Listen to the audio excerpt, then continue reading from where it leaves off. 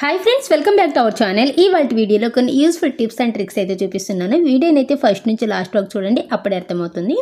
ఇంకా first tip వచ్చేసి, మనం నార్మల్గా ఇంట్లో పూజకి అయితే పూలు తెచ్చుకుంటూ ఉంటాం కదా. పూలు కొన్నాళ్ళకి అవి నల్లగా అయిపోతాయి, అలాగే కుళ్ళిపోయినట్టుగా అవుతాయి. ఇలాంటి కవర్లో తీసుకొచ్చి అలాగే ఫ్రిడ్జ్లో పెట్టేసుకున్నారనుకోండి, అవి తొందరగా కుళ్ళిపోతాయి అన్నమాట. అందుకని చెప్పేసి ఇప్పుడు ఏం చేస్తారంటే, ఒక ప్లేట్ తీసుకోండి. తీసుకున్న తర్వాత అందులోకి ఫ్లవర్స్ వేసేసుకోండి. వేసేసుకున్న తర్వాత ఇందులో ఎక్కడైనా కుళ్ళిపోయినట్టుగా ఉన్నా లేదా దీంట్లో నుంచి రెక్కలు అనేవి ఊడిపోయి ఉంటాయి కదా, వాటన్నిటిని కూడా క్లీన్ చేసేసుకుని వాటిని పడేసేయండి. ఓన్లీ ఫ్లవర్స్ ఒకటే తీసుకోవాలి.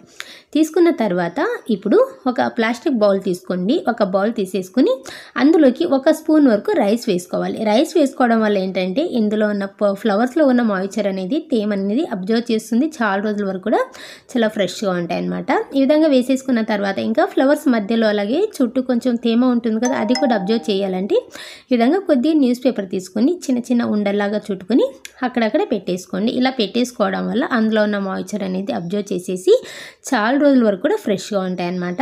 ఇప్పుడు దీనికి మూత పెట్టేసి ఫ్రిడ్జ్లో పెట్టారనుకోండి, ఒక నెల రోజులైనా సరే ఫ్లవర్స్ చాలా ఫ్రెష్గా ఉంటాయి. ఈ టిప్ యూస్ఫుల్ అనిపిస్తే మాత్రం ప్లీజ్ ఒక చిన్న లైక్ చేసి అలాగే షేర్ చేయండి. ఇంకా నెక్స్ట్ టిప్ వచ్చేసి, డిష్ వాష్ జెల్ విమ్ అయితే ఉంటుంది కదా, ఆ విమ్ని ఒక 4 to 5 స్పూన్స్ వరకు వేసేసుకోండి ఒక బౌల్లోకి.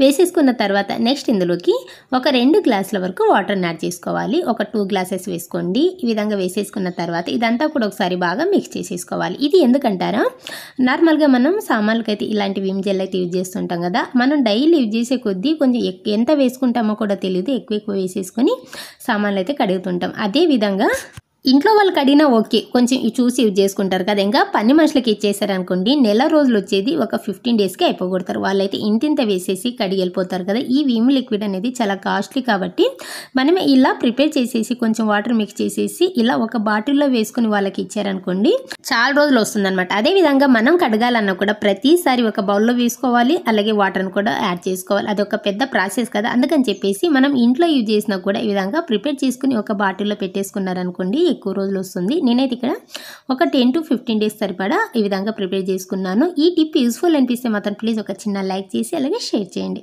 ఇంకా నెక్స్ట్ వచ్చేసి, పాలు తెచ్చుకున్న తర్వాత డైరెక్ట్ అలాగే పోయకండి. ఇలా టీ స్ట్రైనర్తో స్ట్రైన్ చేసుకున్నారనుకోండి, ఇందులో ఉన్న డస్ట్ వస్తుంది. అదేవిధంగా చిన్న చిన్న వెంట్రుకల్లాగా వస్తాయి. గేదెవైనా ఆవులు అయినా పడుతూ ఉంటాయి కదా పితికేటప్పుడు, అలాంటి డస్ట్ అనేది రాకుండా ఉంటుందన్నమాట. ఇలా స్ట్రైన్ చేసేసి ఆ తర్వాత పాలను హీట్ చేసుకోండి. అలాగే అదేవిధంగా నెక్స్ట్ టిప్ వచ్చేసి, పాలు ఒక్కోసారి మనం హీట్ చేయడం అయితే మర్చిపోయి ఉంటాం.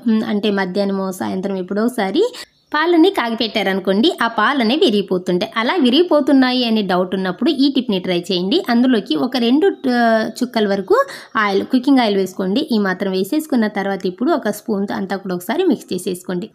ఇలా అంతా కూడా మిక్స్ చేసేసుకున్న తర్వాత ఇప్పుడు స్టవ్ మీద పెట్టుకొని హీట్ చేసుకున్నారనుకోండి, పాలు అనేవి అస్సలు విరిగిపోవు. ఇది చాలా చక్కగా పనిచేస్తుంది ప్రతి ఒక్క ఆడవాళ్ళు కూడా కంపల్సరీ. అలాగే కొద్దిగా ఆయిల్ వేసాం కదా, మంట కొంచెం అటు ఇటు అయినా సరే పొంగకుండా ఉంటుంది. ఈ టిప్ నచ్చితే మాత్రం ప్లీజ్ ఒక లైక్ చేయండి. ఇంకా నెక్స్ట్ వచ్చేసి, నేనైతే ఇక్కడ ఒక 4 అవర్స్ పాటు ఇడ్లీకి అయితే నానబెట్టుకున్నాను, మినపప్పు నానబెట్టుకున్నాను. ఎప్పుడైతే మినపప్పు నానబెట్టుకుంటామో అదే టైంలో రవ్వ కూడా నానబెట్టుకోవాలి. ఇడ్లీలు అనేవి చాలా సాఫ్ట్గా వస్తాయి. సో ఈ విధంగా నేనైతే ఒక 4 to 5 అవర్స్ అయిన తర్వాత ఇందులో ఉన్న వాటర్ అంతా పంపేసి ఈ విధంగా అంతా కూడా గ్రైండ్ చేసేసుకుని రెడీ చేసుకుని పెట్టేసుకున్నాను. ఇప్పుడు దీనికి సరిపడా ఈ గిన్నెకి ఎంత సరిపోతుందో దాన్ని బట్టి ఒక గ్లాస్ అయితే తీసుకోండి. గ్లాస్ తీసుకొని కరెక్ట్ మధ్యలో పెట్టుకోవాలి. ఇలా పెట్టంగానే దీనికి వెయిట్ లేదు కాబట్టి, అంటే ఇది వెయిట్ ఉంటే కరెక్ట్ మధ్యలో ఉంటుంది, లేదంటే ఇలా పైకి వచ్చేస్తుంది. అందుకని చెప్పేసి ఇలా ఒక చేతి ఇలా పట్టుకొని ఈ గ్లాసులకి వేడి వేడి నీళ్ళు అయితే పోసుకోండి. ఇలా నీళ్ళు పోసుకున్నారనుకోండి, కరెక్ట్ మధ్యలో కూర్చుంటుంది అనమాట. మనం ఎలా పెడితే అలాగా ఉండిపోతుంది. ఇలా పెట్టేసుకుని దీనికి మూత పెట్టేసేయండి. ఇలా మూత పెట్టేసుకున్న తర్వాత ఇప్పుడు స్టవ్ మీద ఒక దోశ ప్యాన్ కానీ ఒక ఐరన్ ప్యాన్ కానీ పెట్టుకున్న తర్వాత దీన్ని బాగా హీట్ చేసుకోవాలన్నమాట. ఒక 2 నిమిషాల పాటు ఇది బాగా హీట్ అయిన తర్వాత ఇప్పుడు స్టవ్ ఆఫ్ చేసేసేయండి. స్టవ్ ఆఫ్ చేసేసిన తర్వాత ఇప్పుడు దీని మీదకి ఇందాక రెడీ చేసుకున్నాం కదా, ఆ గిన్నె పెట్టేసేయండి. ఇలా ఓవర్ నైట్ అంతా ఇలాగే పెట్టేసుకోండి. ఇది ఎందుకంటారా, ఇప్పుడు చలికాలంలో దోశ పిండి కానీ లేదా ఇడ్లీ పిండి కానీ అస్సలు పులవద్దు, అలాగే పొంగదని అనుకుంటుంటారు కదా, ఊరినే టెన్షన్ పడాల్సి వస్తుంది మార్నింగ్ టిఫిన్స్కి.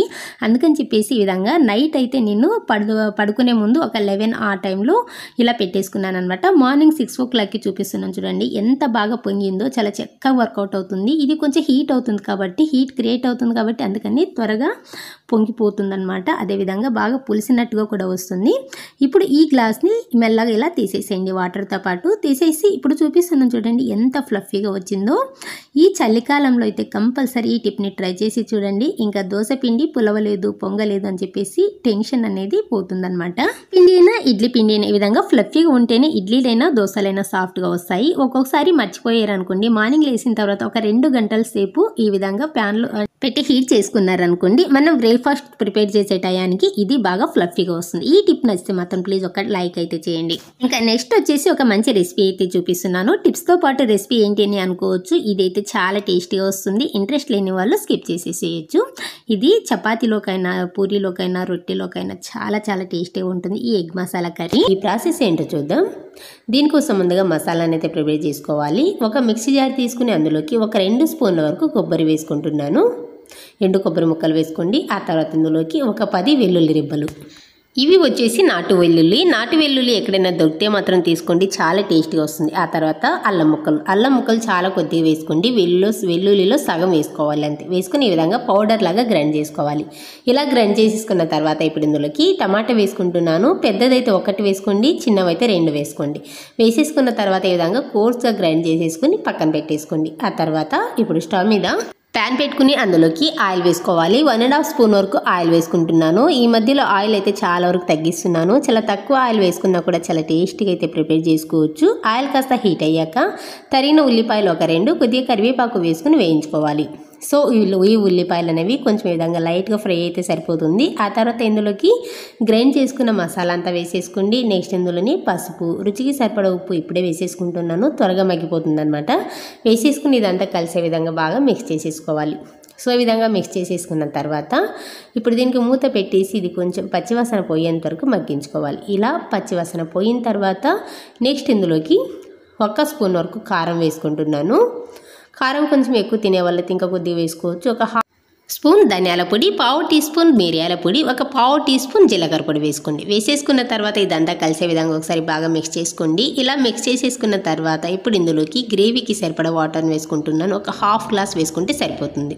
ఈ గ్రేవీ కన్సిస్టెన్సీ అనేది కొంచెం గట్టిగా ఉండాలి, అంటే ముక్కకి అతికినట్టుగా రావాలన్నమాట. వేసేసుకుని ఇది కొంచెం ఈ విధంగా ఒక 2 నిమిషాల పాటు మరిగించుకోవాలి. ఒక 2 మినిట్స్ ఇలా మరుగుతున్నప్పుడు ఇందులోకి కట్ చేసుకున్న బాయిల్డ్ ఎగ్స్ని ఒక 6 వరకు వేసుకుంటున్నాను. ఈ విధంగా క్యూబ్స్ లాగా కట్ చేసుకుని వేసుకోండి. ముక్కకి చక్కగా పడుతుంది మసాలా అనేది. వేసేసుకుని అంతా కూడా ఒకసారి కలుపుకోవాలి. సో ఈ విధంగా అంతా మిక్స్ చేసేసుకున్న తర్వాత ఇప్పుడు దీనికి మూత పెట్టేసి ఒక 5 నుంచి 6 నిమిషాల వరకైనా ఉడికించుకోవాలన్నమాట. సో ఈ విధంగా ఒక 6 నిమిషాల పాటు ఉడికించుకొని చూపిస్తున్నాను చూడండి. ఇలా ఆయిల్ అనేది ఫ్లోట్ అయిందంటే పర్ఫెక్ట్గా ఉడికినట్టు. ఇప్పుడు ఇందులోకి ఒక 1/2 స్పూన్ వరకు చికెన్ మసాలా వేసుకోండి. టేస్ట్ అనేది చాలా బాగుంటుంది. వేసేసుకున్న తర్వాత ఇప్పుడు ఇందులోకి సన్నగా తరిగిన పచ్చిమిర్చి ఒక 2 వేసుకుంటున్నాను. ఆ తర్వాత ఇందులోకి కొంచెం కొత్తిమీర వేసుకోండి. కొత్తిమీర వేసేసుకున్న తర్వాత దీన్ని నెమ్మదిగా కలుపుకోవాలి. ఇందులో ఎల్లో ఉంది కదా, చిదిరిపోకుండా కలుపుకోండి. సో ఈ విధంగా కొంచెం నెమ్మదిగా కలుపుకోండి.